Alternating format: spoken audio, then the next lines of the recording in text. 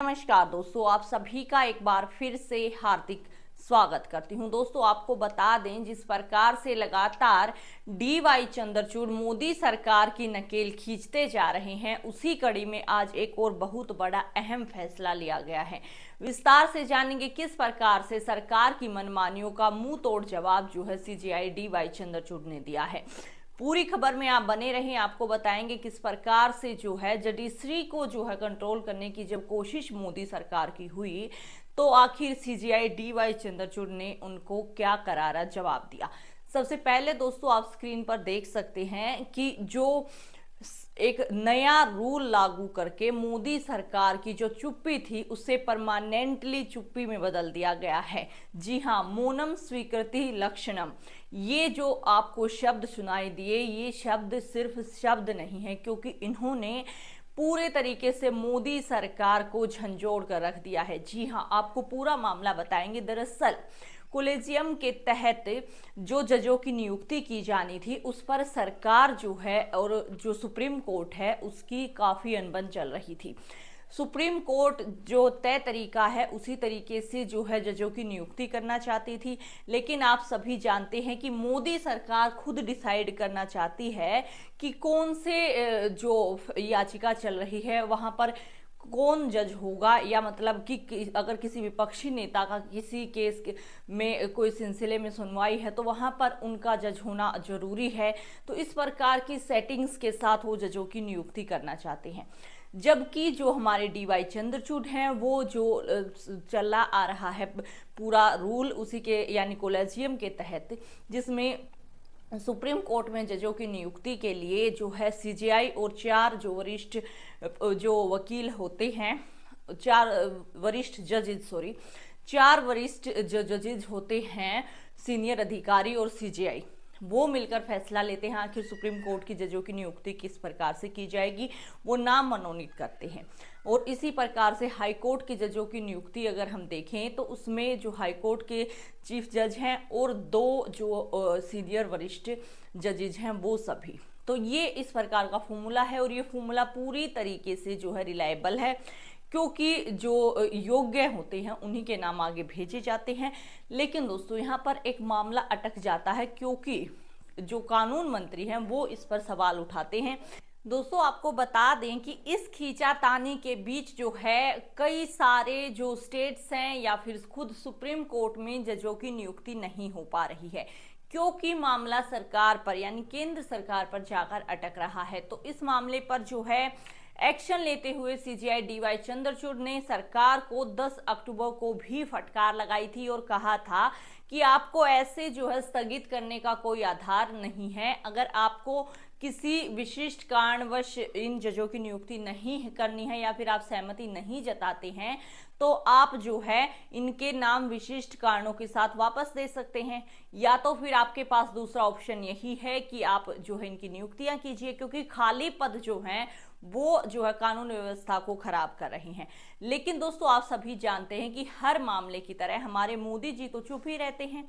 अडानी मामला हो, मणिपुर हिंसा हो, नू हिंसा हो या फिर कोई भी मामला हो, मोदी जी के पास जो है जिस चीज पर वो नहीं कोई जवाब होता है वहां पर चुप्पी साध लेते हैं और मामला जैसे तैसे दब भी जाता है। लेकिन यहाँ पर मामला दबने वाला नहीं है, क्योंकि जजों की कुर्सियां खाली हैं। और अगर जजों की कुर्सियां खाली रहेंगी तो किस प्रकार से आगे न्यायिक प्रक्रिया को बढ़ाया जा सकता है। तो दोस्तों, आप स्क्रीन पर देख सकते हैं 10 अक्टूबर को सुप्रीम कोर्ट ने जो है केंद्र सरकार को सख्त हिदायत भी दे दी कि जो आप कर रहे हैं वो बिल्कुल भी सही नहीं है। कि दोस्तों, जो BJP सरकार है उसको तो मानो लत लग गई है अपनी चलाने की। उनको जो है जो न्यायिक प्रक्रिया है उसमें भी अपनी चलानी है, उनको हर एक जुडिशरी में उनको कंट्रोल चाहिए। इस पर CJI DY चंद्रचूड़ आग बबूला हो जाते हैं, क्योंकि अब मामला न्यायिक प्रक्रिया में दखलंदाजी का है, जो सरकार को अधिकार बिल्कुल भी नहीं है। दोस्तों, जिस प्रकार से नाम मनोनीत करके जो है आगे भेजे जाते हैं उनमें से विशिष्ट कारणों के साथ वापस किया जा सकता है, लेकिन ना तो सरकार उस पर जवाब दे रही है, ना तो उसको मना कर रही है, ना तो उनकी नियुक्तियां कर रही है। सिर्फ जो है न्यायिक प्रक्रिया में बाधा डालने के लिए मामलों को अटका रही है। इसी प्रकार से जो है मणिपुर में हुआ, मणिपुर हिंसा में जो है जो भी कुछ हुआ उस पर सही तरीके से जवाब देने या फिर एक्शन लेने के लिए जो जस्टिस हैं उनकी कुर्सियां खाली पड़ी थी। तो इसीलिए जो है सीजेआई डीवाई चंद्रचूड़ इस मामले पर काफी ज्यादा एक्टिव हुए और उन्होंने कोलेजियम का जो ये पूरा मामला था उसे पूरी तरीके से सुलझा दिया। उन्होंने किया क्या? मौनम स्वीकृति ही लक्षणम, मतलब कि चुप रहना स्वीकृति देता है, ऐसा लक्षण बताए गए हैं। ये एक आम दैनिक जीवन की कहावत आपको लग रही होगी, लेकिन इसका जो है कानूनी आधार भी है। जब कोई सरकार इस प्रकार से जो है कानूनी कार्यवाही में बाधा डालने के लिए सिर्फ और सिर्फ मामलों को अटकाती है, ना तो उनको जो है मना करे ना तो उनको नियुक्त करे, मतलब कि जो कोलाजियम मामले में हो रहा है, तो ऐसे में मौनम स्वीकृति लक्षणम का विशिष्ट अधिकार जो होता है उसने जो है पूरी तरीके से मोदी सरकार की नींव हिला दी।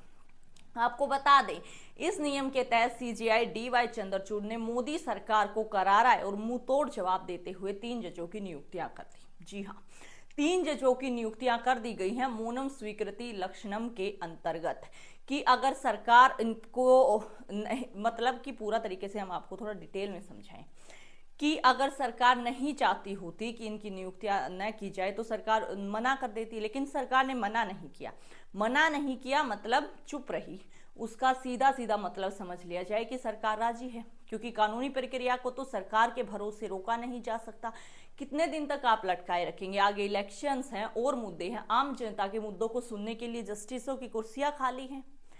तो इस पर जो है अहम एक्शन जो है सीजेआई डीवाई चंद्रचूड़ ने लिया है और सरकार को करारा जवाब इस मामले पर मिल गया है। और दोस्तों, हम बिल्कुल सहमत हैं इस चीज से। मौनम स्वीकृति लक्षणम का जो ये एक तरीके से कानून है ये हर जगह लागू होना चाहिए, क्योंकि जिस प्रकार से देश के हित के लिए, आम जनता के हित के लिए जो भी मामला सामने आता है, मोदी सरकार के घोटाले सामने आते हैं, अडानी मुद्दा सामने आता है, तो हर जगह जो मौन होता है उसका मतलब होता स्वीकृति है। इसीलिए चुप हो जाते हैं और वो हर जगह लागू होना चाहिए कि अगर सरकार किसी मामले पर जवाब नहीं देती है तो उसकी मौन को स्वीकृति समझा जाए। तभी पता चलेगा। जिस प्रकार से घोटाले जो हैं मोदी सरकार ने किए हैं लेकिन उस पर कोई सफाई नहीं देती, मतलब कि मौन। तो अब इस मौन को या तो सरकार को तोड़ना पड़ेगा या तो फिर बिना जवाब दिए ही असलियत बाहर आएगी। तो ये बहुत ही बड़ा अहम फैसला लिया गया है जो ऐतिहासिक होने वाला है कि सरकार की मनमानी जो है न्यायिक प्रक्रिया में नहीं चलेगी, क्योंकि जो जुडिशरी है वो एक तरीके से केंद्र सरकार को भी सही तरीके से काम करवाने के लिए जानी जाती है हमारे लोकतंत्र में। लेकिन जब सरकार जो है न्यायिक प्रक्रिया को पर जो है वार करती है तो न्यायिक प्रक्रिया बिल्कुल भी गुलाम नहीं है।